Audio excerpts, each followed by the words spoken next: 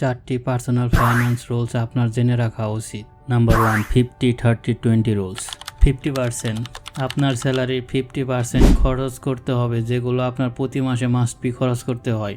Like বাসার rent, বাসার বাজার, যেগুলো আপনার প্রতি মাসে খরচ না করলেই নয়।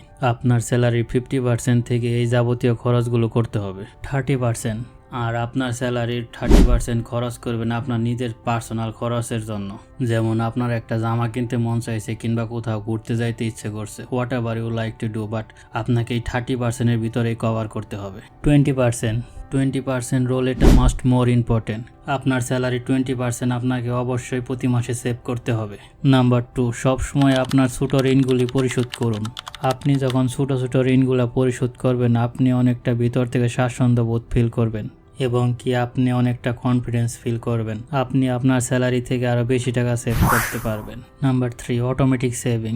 আপনি আপনার স্যালারিকে ডিপোজিট করে রাখুন। মেক শিওর করবেন আপনার স্যালারি থেকে প্রতি মাসে 20% ডিপোজিট হইতেছে কিনা। এটি শুধু আপনার ক্যাশ ফ্লো বাড়াবে না, আপনাকে অনেক বিপদ থেকে রক্ষা করবে। ফাইনালি নাম্বার 4, আপনি কখনোই আপনার টাকাকে সেভিং অ্যাকাউন্টে রাখবেন না। আপনার টাকা অবশ্যই কোথাও না কোথাও ইনভেস্ট করতে হবে।